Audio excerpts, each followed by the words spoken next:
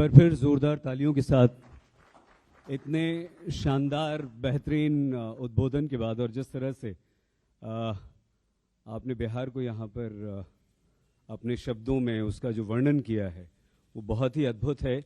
और राज सर को बड़ा आनंद आ रहा था जब आप बता रहे थे। बहुत धन्यवाद दोस्तों। एक बेबाक नेता, अपने आप को माँ भारती की संतान कहने वाले एक ऐसे नेता जो एक सत्र में, एक विधानसभा सत्र में अगर 3 महत्वपूर्ण पद, हम अगर मैं गलत हूं तो सर मुझे ठीक कीजिएगा, कि भारतवर्ष में शायद ऐसा पहली बार हुआ कि आप विधानसभा अध्यक्ष, लीडर ऑफ ओपोजिशन, विपक्ष के नेता और अब उप मुख्यमंत्री, ये अपने आप में कारनामा करने वाले आप पहले राजनेता हैं।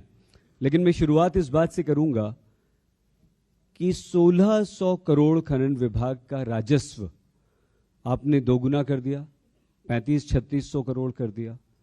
उसके बाद आपने कृषि मंत्री रहते हुए किसानों से संवाद की जो एक परंपरा शुरू की वो बहुत ही महत्वपूर्ण थी। लेकिन साथ ही साथ ये भी हमने ऐसा बहुत कम देखने को मिलता है कि पथ निर्माण में जिस भ्रष्टाचार को आपने उजागर किया उसकी न सिर्फ बिहार बल्कि देश में आपकी बड़ी प्रशंसा हुई। तो आप अपने इस कार्यकाल को अभी तक के किस तरह से देखते हैं? देखिए, मैं तो पहले भारतीय जनता पार्टी का एक कार्यकर्ता, एक सिपाही हूं जो पोलिंग एजेंट, बूथ अध्यक्ष, मंडल उपाध्यक्ष, मंडल अध्यक्ष से शुरू किया। उसके पहले मैं विद्यार्थी परिषद, पॉलिटेक्निक छात्र संघ का अध्यक्ष और डिग्री डिप्लोमा बेरोजगार संघ का अध्यक्ष था। बेरोजगारी दूर करने की लड़ाई लड़ रहे थे।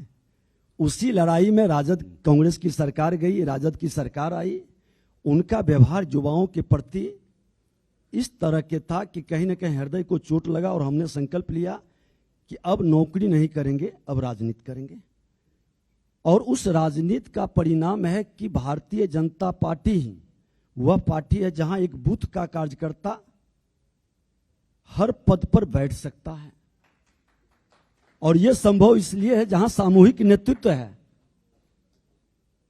जो चाणक्य की भूमिका में चंद्रगुप्त को चुन करके लाके और बैठाता है।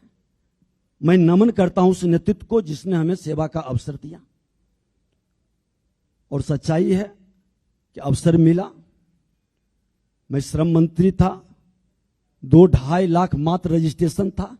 हमने एक योजना निकाला चिकित्सा भत्ता का कि जो रजिस्ट्रेशन कराएगा उस गरीबों को रजिस्ट्रेशन के साथ मैं 2,500 रुपया दूंगा। 12 लाख रजिस्ट्रेशन पहुंच गया। कोरोना काल में 12 लाख। कोरोना काल में 5-5, 6-6 लोग एक परिवार से था, उसके लिए वरदान हो गया। वो 3,000 रुपये का, 2,500 से 3,000 रुपये का। इस तरह से फिर हमको अवसर मिला विधानसभा अध्यक्ष का, विधायिका के सम्मान बढ़ाने के लिए। विधानसभा पहली बार 100% प्रश्नों का जवाब हमने मंगवाया, पटल पर रखवाया। 15 से 25% एवरेज जवाब आता था। और मेरे पीरियड में आप देखेंगे कि एक आध घटनाएं छोड़ दें तो 100% सदन चला। शताब्दी वर्ष का भी मुझे अवसर मिला मनाने का। देश के राष्ट्रपति महोदय के द्वारा शताब्दी स्मृति स्तंभ का शिलान्यास और देश के प्रधानमंत्री जी के द्वारा उसका उद्घाटन। सामाजिक नैतिक संकल्प अभियान हमने प्रारंभ किया हर जिले के अंदर कि मेरा परिवार अपराध मुक्त हो, भ्रष्टाचार मुक्त हो, बाल श्रमिक मुक्त हो, बाल विवाह मुक्त हो, दहेज मुक्त हो। बड़ा ही पॉपुलर हुआ। सारे विधायक, सारे एडमिनिस्ट्रेशन में बैठे लोग, हमारे जितने पंचायत के जनप्रतिनिधि, किसान, सबको यह हम अभियान विधानसभा अध्यक्ष के रूप में चलाया। आज हमने संग्रहालय विधानसभा के अंदर प्रधानमंत्री से करके उनसे लगवाया कि अभी तक आजादी के 75 वर्ष के बाद जितने विधायक बने, जिनके अच्छे कार्य हैं, जिन पर बिहारी गौरवान्वित हो सकता है, देश गौरवान्वित हो, ऐसे लोगों की आप विशेषता को आने वाले जनरेशन तक पहुंचाएं डिजिटल। इसके बाद नेता प्रतिपक्ष के रूप में एक नई भूमिका में सत्ता के साथ प्रतिपक्ष में आने के बाद बड़ी धर्म संकट भी रहता है और भूमिका भी बड़ी होती है। हमने उसके बाद जहरीली शराब से छपरा और गोपालगंज में 100 से ज्यादा लोग मरे थे। दर्जनों विधायक को लेकर हमने गया था। हमने कहा कि अगर जो सत्ता की लापरवाही, प्रशासनिक अराजकता के कारण शराबबंदी के बाद भी शराब बिकता है तो मरने वाले को मुआवजा मिलना चाहिए, क्योंकि उसकी विधवा और बच्चे का कोई दोष नहीं है। उस अनाथ को सहायता मिलनी चाहिए। उस समय उप मुख्यमंत्री तेजस्वी यादव जी थे।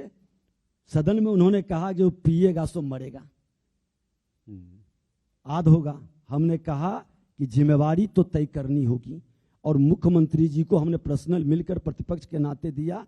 पूरी संवेदना के साथ मुख्यमंत्री जी ने 4 लाख मुआवजा घोषित किया। यह प्रतिपक्ष में 76% प्रतिपक्ष के रूप में मैं जितना दिन रहा, लोगों के बीच उसके संघर्ष में या उसके आंसू पोंछने में मैं खड़ा रहा। जब फिर से उप मुख्यमंत्री बने तो हमारे पास पथ निर्माण कला संस्कृति विभाग, कला संस्कृति में हमारा बिहार का विरासत इतना गौरवशाली को लोग गौण कर दिया। बिहारी की पहचान गाली से हो गया, बदनाम करने का वातावरण बना दिया। हमने कहा कि हम एक पॉलिसी लाएंगे, फिल्म पॉलिसी लाया। शर्त एक ही रखा कि 75% शूटिंग बिहार में होगा, 75% बिहार के कलाकार होंगे। हमारे विरासत पर जो फिल्म बनेगा, यहां के सत्य को, यहां के तथ्य को जो दिखाएगा, मैं 4 करोड़ से 5 करोड़ उसको अनुदान दूंगा। और कई लोग आए, यही हॉल था जिसमें पूरे देश भर करके जो बिहार से जुड़े कलाकार थे, यूपी से जुड़े कलाकार थे, हमने उनको इनवाइट किया था, जो पूर्वांचल यूपी के जी।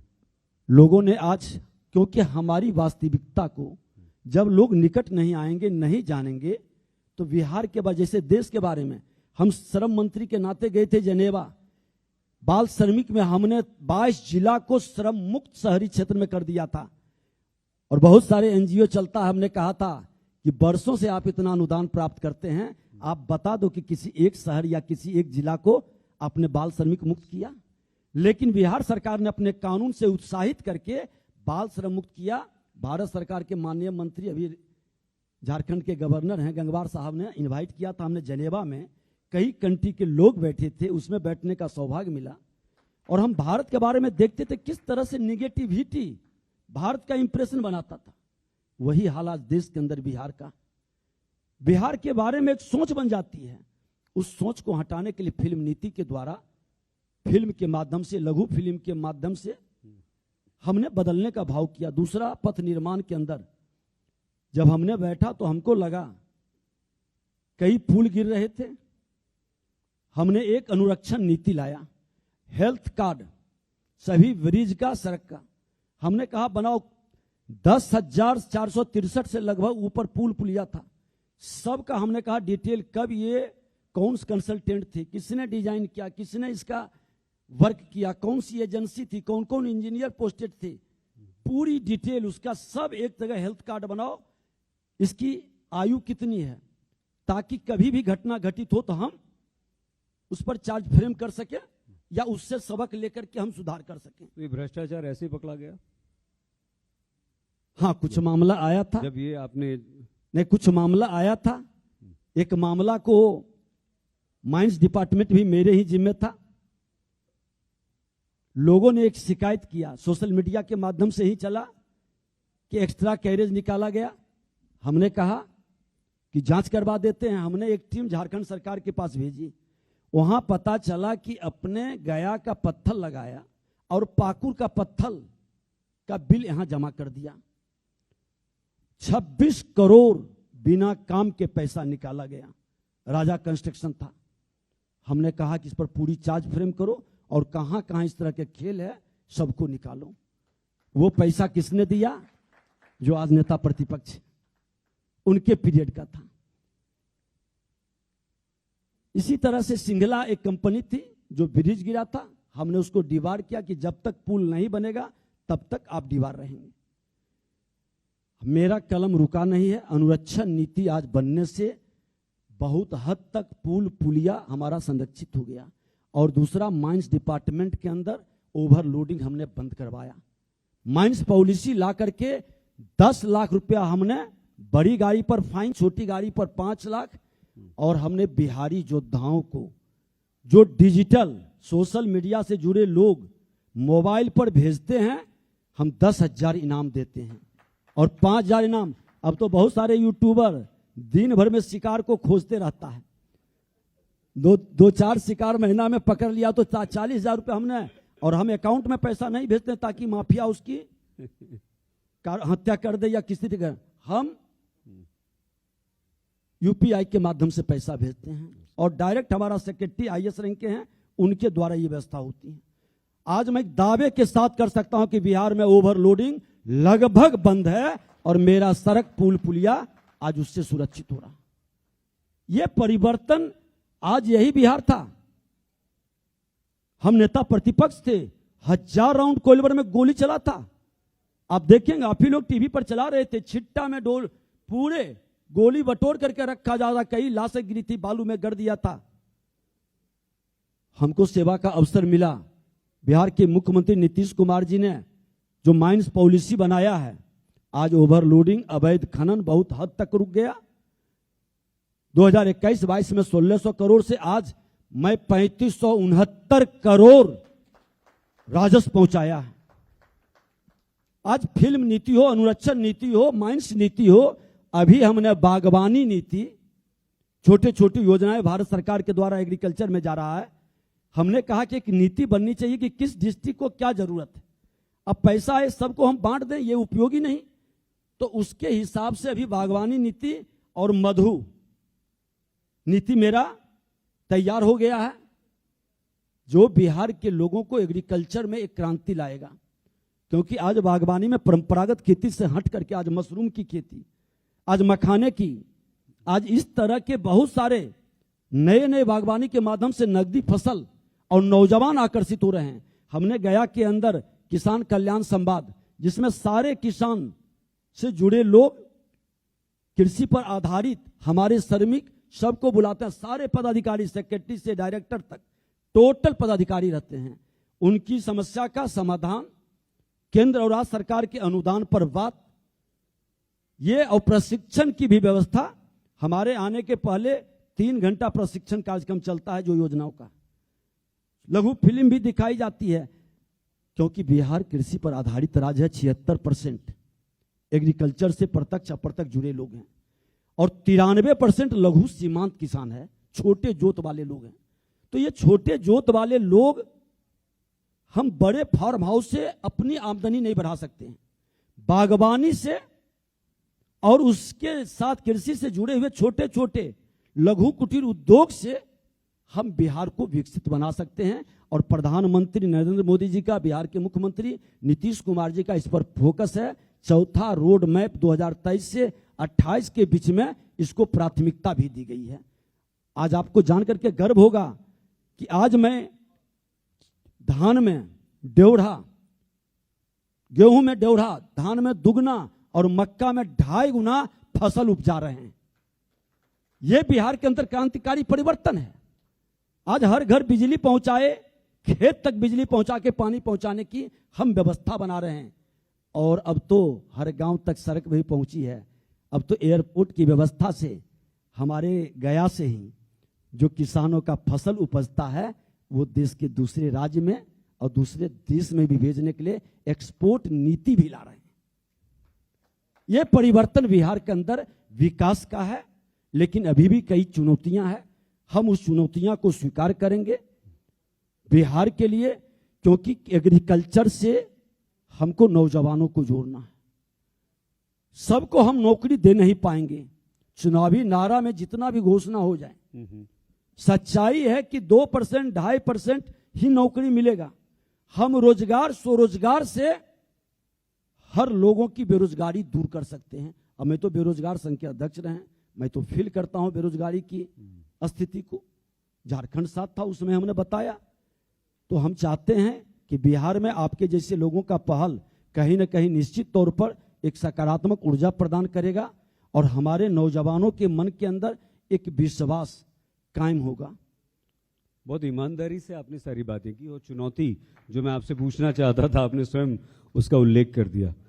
पिछले 2 महीनों में कम से कम आपने 25-26 योजनाएं लागू कर दी, जिसमें महिलाओं को आपने 10-10 हज़ार रुपये सीधे खाते में डाल दिए, पेंशन बुजुर्गों की हैं और बहुत सारी योजनाएं हैं। चुनाव की तैयारी है सर ये? देखिए, चुनाव का पीरियड है, विकास की गति डबल इंजन की सरकार से बढ़ रही है। देश के प्रधानमंत्री 55-56 बार बिहार आए हैं। जब आए हैं एक बड़ा पैकेज लेकर आए और उन्होंने लोकसभा में वादा किया कि विकसित भारत की ओर हम कदम बढ़ा दिए हैं। विकसित भारत पूर्ण विकसित तब तक नहीं बनेगा जब तक बिहार विकसित नहीं होगा। और बिहार को विकसित करना है क्योंकि हमने पहले ही बताया कि बिहार देश का कंठार है और तभी ये देश सुशोभित होगा जब बिहार आगे बढ़ेगा। और बिहार को आगे बढ़ाने के लिए बड़ी ईमानदारी से प्रधानमंत्री मुख्यमंत्री की पहल है और उसी का परिणाम है कि आज महिलाओं का सशक्तिकरण हो, संविदा कर्मियों का मानदेय बढ़ाने की बात हो या युवाओं के लिए रोजगार के अवसर बढ़ाने का। अगला चुनाव विधानसभा का आपके लिए कितना आसान कितना मुश्किल? देखिए, चुनाव लोकतंत्र की ये जननी की धरती है और लाख राजनीति कितना भी चतुराई की कर लें, कितना भी चालाकी की कर लें, जनता मालिक है, जनता देखती है, समझती है और बड़ी परिपक्वता से निर्णय लेती है। और बिहार जब जब निर्णय लिया है तो देश में संदेश गया है।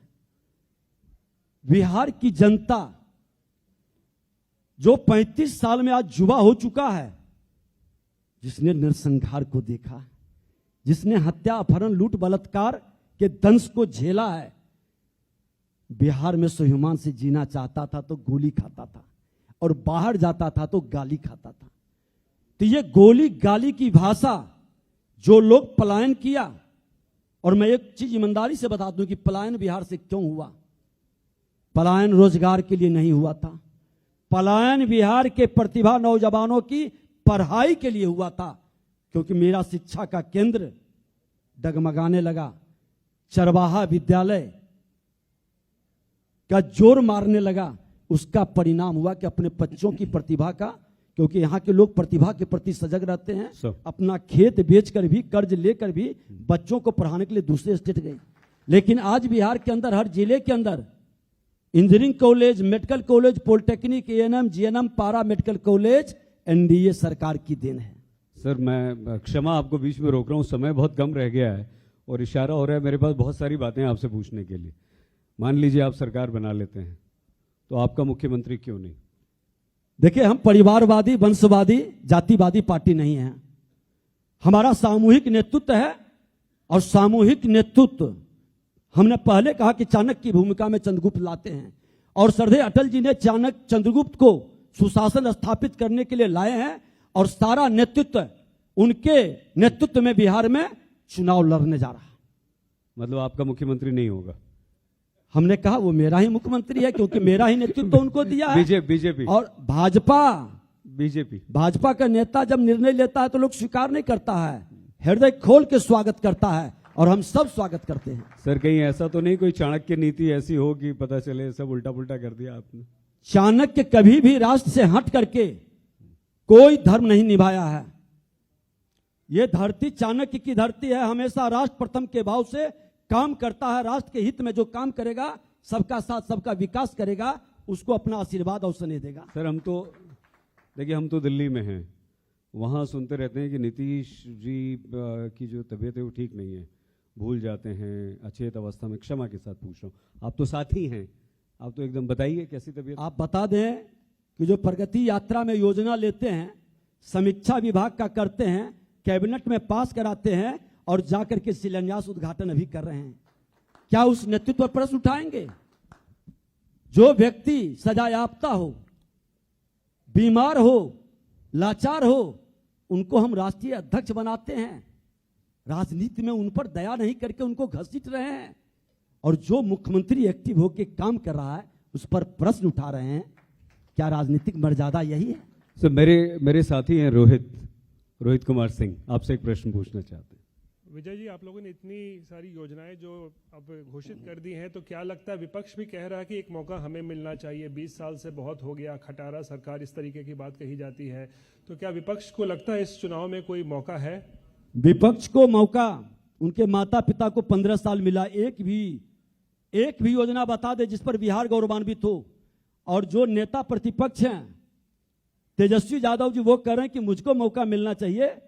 तो बिहार के मुख्यमंत्री जी ने कहा कि समाजवादी के पुत्र होने के नाते मैं 2 बार अवसर दिया, लेकिन इन्होंने अवसर को गंवा दिया। नेचर सिग्नेचर बदलता नहीं है, ये अपराध भ्रष्टाचार में लिप्त रह गया, इसलिए मैं इसको हटा दिया। अब कभी नहीं मिलूंगा इससे और कभी मौका नहीं दूंगा। अब इसके बाद बताइए, जो खुद मौका दिए थे, आज बता दें 5 साल रहे वो उप मुख्यमंत्री में, 1.5 साल की बात आपने गिना दिया 3 विभाग का। 1.5 साल के अंदर कोई उपलब्धि उनके अपने विभाग के अंदर है? पथ के अंदर, स्वास्थ्य के अंदर, नगर के अंदर, पर्यटन के अंदर एक भी योजना?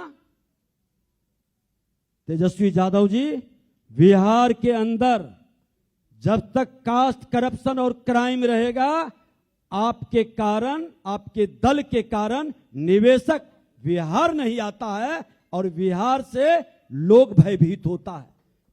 इसलिए पहले कास्ट करप्शन और क्राइम से मुक्त होने का कसम खाइए और अब जाति की नहीं जमात की बात करिए, भ्रष्टाचार मुक्त समाज की बात करिए, तभी बिहार आगे बढ़ेगा।